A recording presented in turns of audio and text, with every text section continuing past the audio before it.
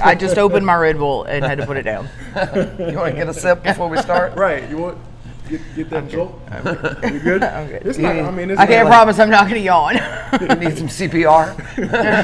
Get the No, just put a note. This interview was done early. Restaurants don't usually open this early. What made you guys decide to open this business? Well, having a restaurant has always been a dream of mine, and being 50% Italian, 50% Cajun French, I always joke that I was born to feed people. It's kind of in our DNA. Yeah. And you couple that with the culture and being raised in New Orleans, where we love to eat and gather and fellowship over food. The opportunity presented itself, and we decided to give it a shot. Right. Sounds good. Yeah, I know when I was in New Orleans, I definitely had some good eating. Yeah, we love to feed people. Fantastic. So, I mean, what was it like when you first started? Hard. It was hard. Yeah. I bet. Scary. Yeah. Yeah, taking that leap of faith into the restaurant industry, It's definitely not an industry that people encourage you to go into. You tell somebody you're opening a restaurant and they go, yeah. oh, Are you okay, crazy? good luck with that. You know, Right. it's, Yeah. you know, not just from the financial standpoint, but even people that have been in the business, you know, for years. I think if you walk into any family owned and operated restaurant, and, you know, franchises, anybody that holds you know, that has skin in the game, you know, Right. that owns a part of the business, it's hard, it's scary, not one person can tell you the right steps to take. You know, a lot of it's figuring it out as you go along. Right. Anybody that you ask pre-opening will try to talk you out of it. Absolutely. I'm thinking about opening a restaurant, and 100% of the time it's don't do it. Yeah. Yeah, which usually pushes us in that direction. Can't be that hard, right? Right. What are these people talking about? I like to learn things the hard way. We're 4 years in, but we're still having fun. Yeah. You know, it's fun. It's I think one of the best parts about it is proving to ourselves every day that we can do it. Yeah, absolutely. Yeah. I mean, it's After something. everybody was telling you don't do it. Or, Well, and you know, and that's not even taking into account the last year and a half that we've had. You know, this is unprecedented times. Absolutely. You know, the new normal. Yeah. But what does that mean for restaurants and businesses alike? You know, it's uncharted territory. So we're heading into it with for us, you know, with a clean slate. What do you know, we're paving the way at this point, you know, and proving that it can be done on a smaller scale for sure. We're not on the large scale like some of these other places are. I think for us it sets us up for a little more success. You know, we're here, we can do the work ourselves, we're willing to do the work ourselves. The hard work for sure.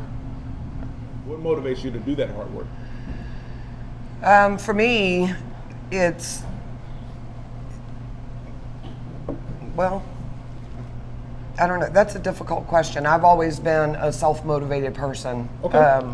I cut my teeth in the hospitality industry. I managed in the hotel industry for almost 25 years.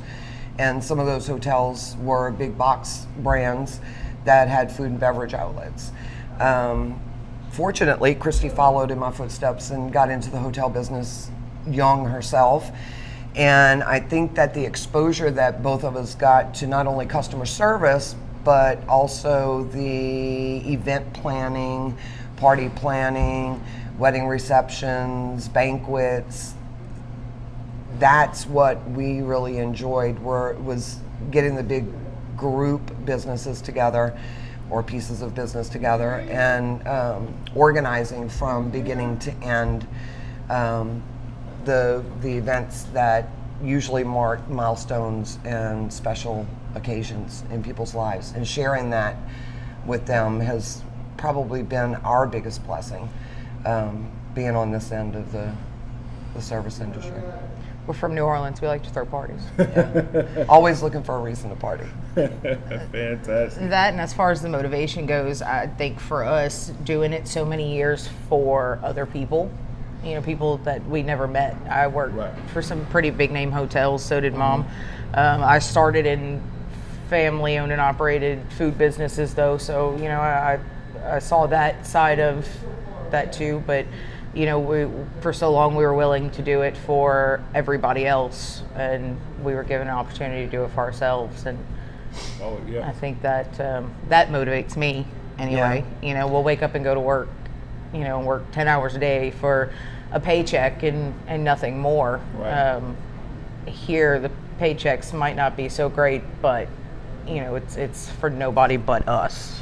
It's the satisfaction that we get from it could be my kids. It's so that for me is, it's my grandma's name on the sign. It's not. Just about to ask that question. I was just going to ask that question. Who is Verna Mae? That's my grandma. That's her mom. My grandpa can come and I say his retirement plan is eating blue crabs at the bar, and it's working for him. He's living his best life, and we're able to do that, regardless of the struggles of business ownership or restaurant ownership. I think any restaurant, from the biggest of the big to the smallest of the small, have a lot of the same struggles, a lot of the same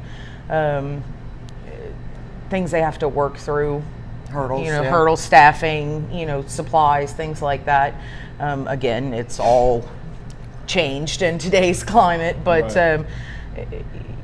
for us, it's ours. It's I don't have anybody above Verna Mae, above that Verna Mae sign. It's hers. It's ours.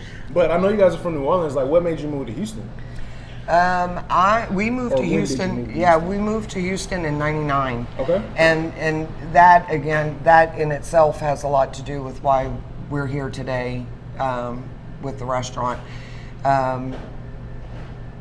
Almost 18 years that we lived in Houston before we opened Verna Mae's, and my family is just like all the other families that have relocated and call Houston home. On a never-ending search for some good New Orleans style home cooking.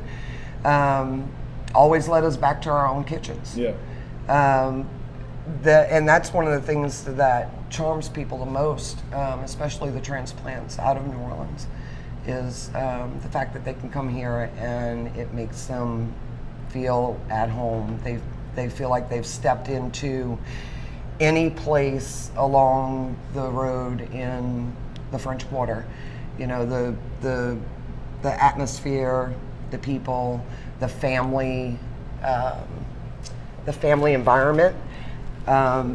We've not only made some tremendous friendships here, but we also have a fair amount of our customer base that consider themselves extended family now. Fantastic. Yeah. And some that I'm pretty sure are actually related. Yeah, we just haven't proved it yet. Lots of same last names, lots of all the Yeah, so the Guidrys are everywhere. Yeah. So what is something people don't know about your business? We kind of went back and forth on this question this morning. In spite of advertising that we're family owned and operated, people at some point during their first visit, when she hollers out from the bar to the kitchen, "Hey, Ma, I need such and such." Because it happens. Because it happens frequently. I love it. So much so that we've got a large amount of our customers that call me Mom. Yeah. They don't know her name. No, not no. Susan. Is It's Ma either- here? Yeah, Ma or Verna Mae. And, you know, I've explained to people that I'm not Verna Mae, I'm Susan. And they said, well, I'm going to call you Verna Mae anyway. I'm like, okay, call me whatever you want. And they realize once they're here that it is truly, you know, a lot of places claim to be family owned and operated. And of course, the owner is a part of a family, so it's family owned and operated. But we are 100% family owned and operated. Myself, my daughter, my son-in-law, my grandkids are here working on the weekends when we're in a tight spot and fantastic. need somebody to haul trash and, you know, bus tables. Yeah. So it's a huge family affair. My brother built our bar for us. He helped us decorate the place. Great. Yeah. Grandpa's quality control. Yeah, my dad is quality control. Tasting the crabs at the bar. Daughter-in-law. Making sure we're not son. messing up his His remoulade. sauce. That's another thing is that people expect a fair amount of generic in a seafood restaurant's menu, and the thing I think that sets us apart mainly is the fact that we hand bread every piece of seafood to order. We make our roux. Every time we make a pot of gumbo, that roux is made in a cast iron skillet. We make our roast beef and gravy from scratch. We have a remoulade sauce that's my dad's recipe, and he swears if we mess it up and ruin his reputation, he'll never forgive us. The potato salad that's on our menu is my mom's recipe. I always tell people that we're feeding you food that we would offer you if you come into our home Yeah. to have a meal. Yeah. And Authentically and truly. Authentically, I mean, yeah. you know, but you get those scratch made and those house made and, you know, homemade, and this is grandma's food. This Yeah. is my mom's food, you know, so even for us, it's even harder to answer the question, what's your favorite thing on the menu? I don't know, you know, it depends. on the day. This is our food, and I tell people all the time, you know, I'm a little partial, and it gets that conversation rolling of, okay, well, who was Verna Mae? And, you know, so we get to tell that story daily, you know, almost every table, even if I'm not waiting that particular table, the servers, they ask, you know, people are intrigued, whose name is that on the marquee? We've never heard of that name. It's not a, you know, so I think that most people, it's not that they don't know, because like she said, we do advertise it, but they don't realize how truly authentic it is when we say we are owner, you know, family owned and operated. And I tell people we're about as owned and operated as you can get. The owner is in the kitchen right now. No, you can't talk to her because then she can't cook your food. You know? that happens a lot too. People All I know want is to. If I order something and I hear them say, "Hey, Ma, I need," oh, I know it's gonna be good. And you do, like, you know, and I don't do it as a, you know, for that shock factor. I don't. It's just that It's natural. Yeah. that's my mom in the kitchen, you know, and that's, we holler at each other. That's just how it works, you know. And it goes back to that, you know, we're a huge Italian family, and we've got that Cajun French. We're loud. We're, you know, and people walk in here and they see that and they hear that and they're like, oh, okay, we really are in somebody's kitchen. This is we just got a big, pretty dining room to sit in to do it. So, Right. you know. But what would customers say that they love most about your business? First and foremost is the food. Okay. That first bite. The and they're real sold. Gambino's French bread, you know, the real roux in the gumbo, you know, the grandma's potato salad. It really is the food. And Restaurant. Well, important yeah, that- that's number one, that right? Customers like the food. So, like I said, first bite and they're sold, and by the time their visit is over, they always voice to us that they feel at home. Yeah. One of the biggest compliments we've been paid over and over again is, man, I feel like I'm home.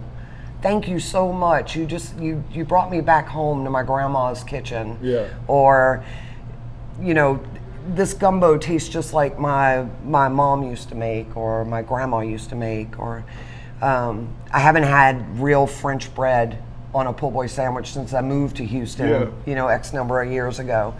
So that to us, that, like I said, those are the biggest compliments. It's not just a meal; it's Yeah. an experience. You Yeah. know, it's we're bringing people back home, and that's And the fact that we're liable to bust out with a second line dance any at moment. any given. Any given moment. So this is my favorite question when I visit restaurants. What is the oddest request you've ever gotten? I mean, they come daily. It really is. And I couldn't think of one that stuck out to me any more than any of the others. I mean, we with everything being made to order, Yeah. right? Hand battered and made to order. You know, You have a lot of people that are sensitive to gluten, and or I was going to say salt. So Salt, we've got customers that come in and, you know, they can't have salt. Well, that means they haven't had fried seafood in however many years, or even fried food. They Right. haven't, you know, been able to experience that, because no matter where you go, their recipes, their products are made with salt, and yeah. it's all, you know, Pre-made. pre-made and pre-mixed, and It comes one so, way. So, you know, we stress to people when they're tableside, when I hand you this menu, or when, you know, one of my servers hands you a menu, they're meant to say, you know, all of this is hand battered and made to order. If you have any dietary restrictions, please let us know. Yeah. All we have to do is tell the kitchen. So in the beginning, you know, it was kind of a shock, because I would never walk into a restaurant and, you know, ask, can you completely remake this and, you know, remove all the salt out of it. But you don't think about something like that until it's a problem for you. Right. So, you know, people are able to walk in here and ask for that. Yeah. And I can accommodate. So while there were strange requests in the beginning, you know, the no gluten and the no salt or the lightly seasoned or whatever, you know, we're able to accommodate those requests without it being, you know, crazy or absurd or, you know, just.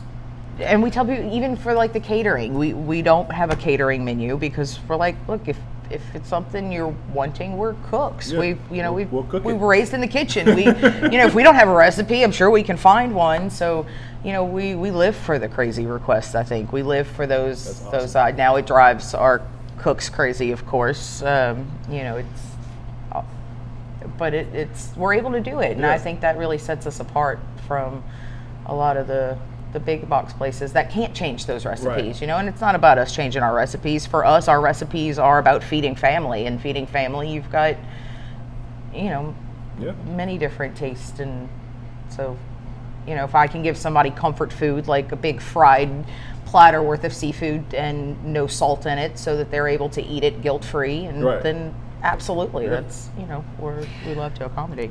so, you know, thinking about that question, I'm reminded of the guy that comes in with the shellfish allergy. You want to tell that story? So I do, and I don't know if he'll see this, but he'll know who I'm talking about, and I do. It's a gentleman. He comes in. We have regular customers, like she Yeah. said. We've not only gained regular customers, we've gained family. I'm watching people's kids grow up. My kids have made friends. Like, I've got who were once customers. I never met them before. Yeah. Before this 4 years, their kids are staying the night at my house. I mean, this is and vice versa. So. You know, this man comes in here, nicest man, and, you know, he orders his food, and the first time he came in, he ordered his food, and, you know, he's quiet, didn't say nothing, and, you know, so we left him to it. But I noticed the Benadryl laying on the table. I was like, okay, well, as somebody with allergies myself, I was like, interesting. So, but he, you know, and he became a regular after about the second or third time. I was like, so what's Benadryl for? And oh, well, you know, I have a shellfish allergy. And I was like, okay, so I'm going to go prep the EpiPen now. Exactly. And he does. He sits here and he eats a 12-inch, and not Subway 12-inch, but French bread 12-inch Yeah. shrimp po' boy.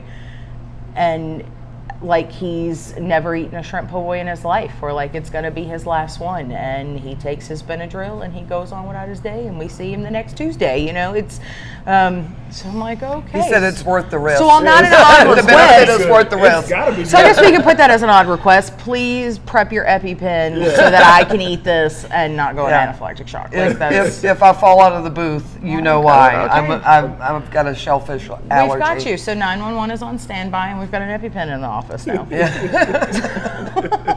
So you need to have something on the menu like named after him, and it's a shrimp po' boy with a side of vinegar. Yeah, there you go. And hush puppies. But it's The first time for she him, told it's me that- authentic. For him, it's he's like I worked in New Orleans, and he's like this. The allergy developed, and I miss this food, and he's willing to risk it. It's worth dying for.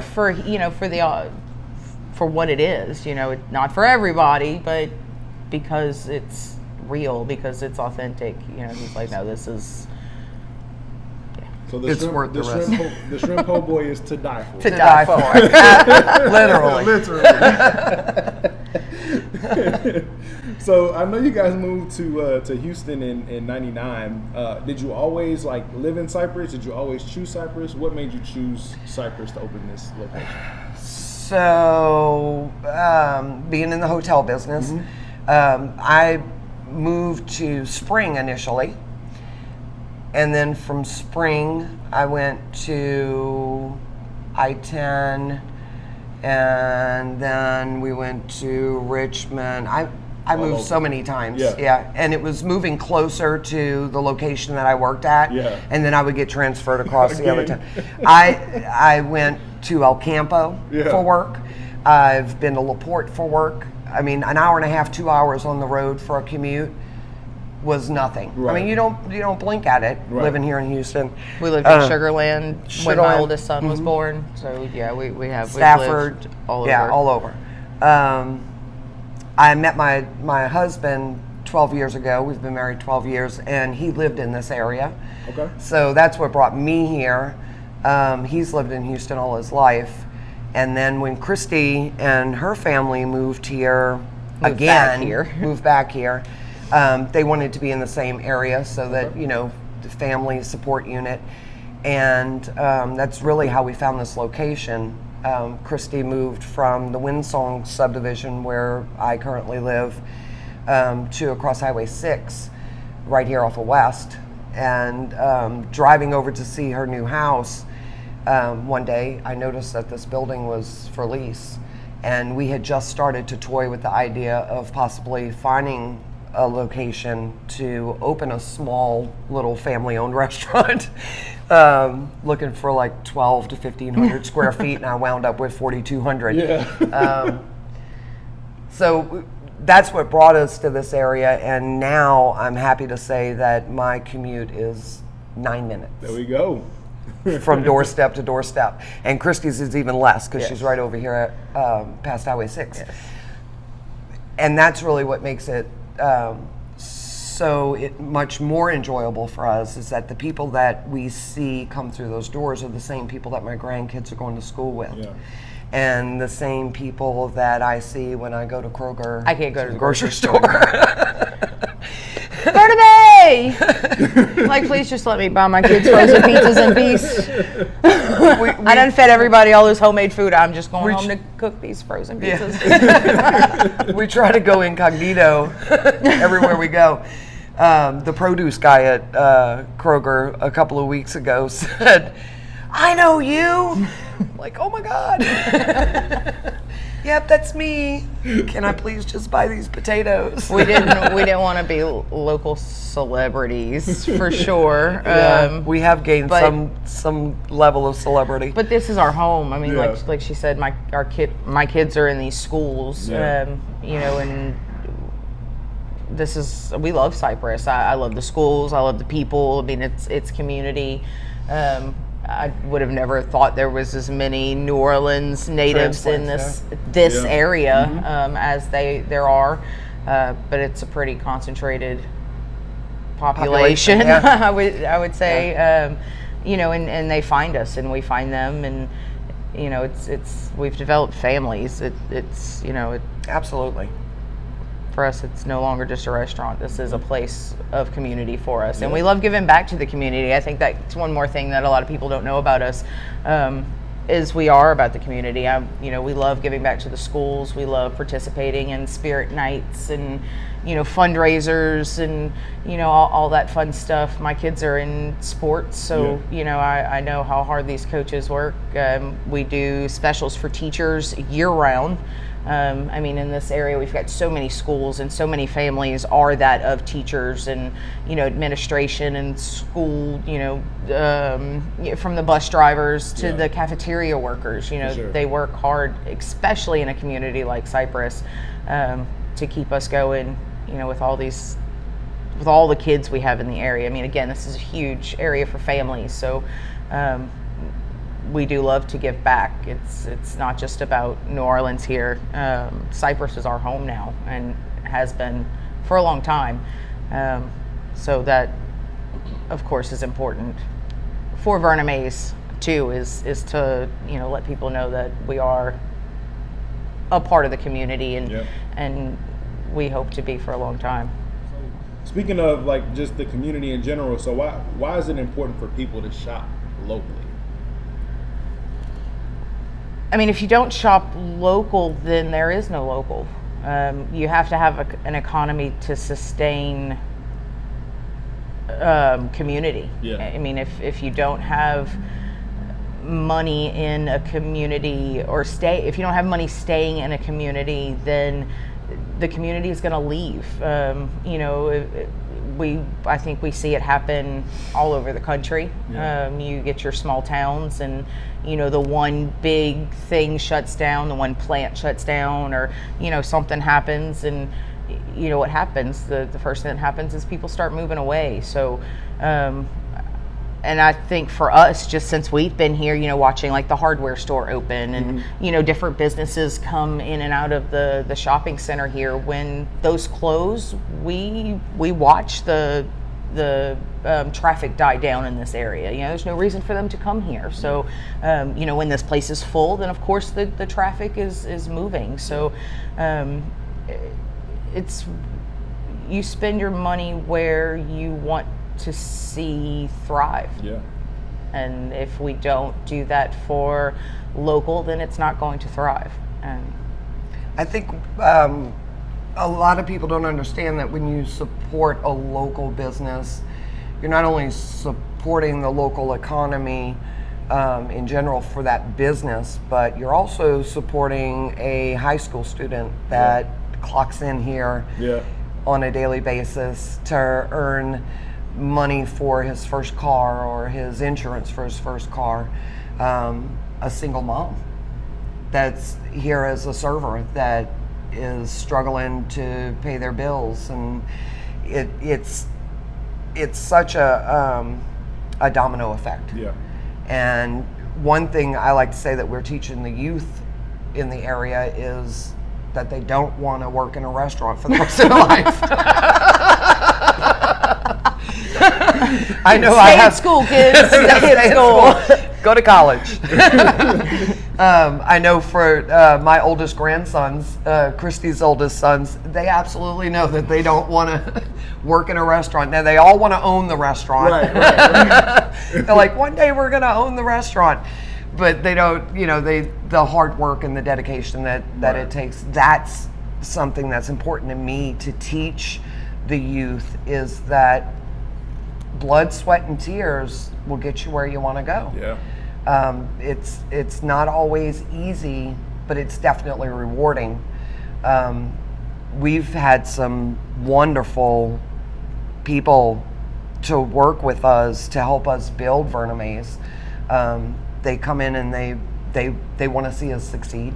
As a part of our team, it's important to them to give 100%. And that's the example that we strive to set all the time. And 9 times out of 10, they do live in this community. So, it goes back to shopping local. You're not just supporting, like she said, the economy, but the families that are affected by that economy. Absolutely. So most of our past current and future employees, like you said, are coming from the local high school, from the neighborhoods. You know, it's people that live here that are going to spend money here, that kids, you know, that are affected by what's spent here and what comes in and out of this area. You know, it's not a trickle down effect. It's a way to immediately affect your community in a positive way. You know, the money that comes in that door is going, well, I mean, it is going right back out the back, but it's you know, but it's a big circle. It's going back into the restaurant. It's going back into, like she said, to support families that live in this community, that are going to shop at the Kroger less than 2 miles away, that are going to spend money in Castle Hardware right here, you know, that supports another local family that lives right here in this area. So it's a domino effect, but it's not one that takes years to make it back to where we want to see our funds going. So what is your most memorable customer experience? We've had so many over the last 4 years. We've shared so many milestones with our customers and our employees, our family members that work with us. Birthdays, anniversaries, graduations, weddings, births, deaths. Yeah. I mean, we've celebrated. We held a repast. We've celebrated the good times and we've grieved the bad times with our customers. I didn't realize that sharing a meal with someone would be such an emotional thing, right? Yeah. I know that coming from an Italian and Cajun family and raising Christy that way, that we're serious about our food, right? And our meals that are shared around a big table with so many people that are talking to each other all at once, that it's loud and boisterous and a lot of fun. The emotional side of it, though, like I had said earlier, when people claim that, you know, this reminds me of home, man, this gumbo is amazing and it reminds me of my grandma, you know, and she's been gone X number of years. Early on, we had a gentleman, he was in his mid-30s or so, and he was standing looking at the menu, and I noticed that he was starting to tear up. And I said, "Sir, is there anything I can help you with?" And he looked at me and tears rolled out of his eyes and he said, "No, ma'am." He said, "I just noticed on your menu that you serve a fried bologna sandwich." And I said, "Yeah, we sure do, just like Mama used to make." And he said, "You know, my mom's been gone 4 years." He said, "And I hadn't had a fried bologna sandwich since she's been gone." And it just brought me back. And before it was over with, I'm crying, Christy's crying, the guy's crying, I got a customer standing next to him crying. We're all crying over a bologna sandwich. And we're feeding him a bologna sandwich at no charge because now you're crying. Yeah. And it totally took over the day and the moment. And from that moment on, we realized that the level of passion that people have about food is the same that we did. And this is why we're here. This is what drives us. Like to your question earlier, this is what motivates us, is just sharing the bounty, you know? And I think we give people an opportunity to feel comfortable to express that here. You know, it's not just get your food and get out. You know, we're not all about turning over tables. You know, people ask all the time, they're like, "Oh, you know, we can leave, or, you know, are we okay?" And we're like, "No, you're fine. You know, sit, please, enjoy, drink, you know, if relax. Fine, relax." And I think, it's, you know, without even asking, people feel comfortable that they can do that here, you know, and they feel comfortable that they can, you know, talk to mom at the counter about, you know, their mom's bologna sandwich and, you know, cry about it, and, you know, it not be a huge deal, you know, a big deal. It's, you know, I personally have never cried in a restaurant. You know, it's until here. Until here. I mean, we've had people with sick relatives that they say, and true story, we had a, I was going to say the brown soup was probably another we had most memorable customer experience. She, an elderly lady, she would come in with her family and she'd order my brown soup. Yeah. And I corrected her and I said, that's called gumbo. Yeah. And she said, no, it's called brown soup. And I said, yes, ma'am. From here on, from here on out, you can call it brown soup. Right. Nobody else can but you. Right. And it turned out that in her last days, the gumbo, the brown soup, was all that she cared to eat. That's all she had a taste for. Mm-hmm. So having her son and daughter-in-law come in and order that brown soup for Mama was a blessing. Yeah. You know, they thought that she was receiving the blessing, but it was really us that received the blessing. Right. And when they lost her, we grieved right along with them. Okay. Our full menu can be found at vernamaes.com, and we do have Facebook, Verna Mae on Facebook. That's where we share all of our events, specials, any upcoming live music, it's just the easiest and fastest way for us to get that information out there. Of course, if you're not on social media, you can sign up for our email blast on our website as well, and that is vernamaes.com.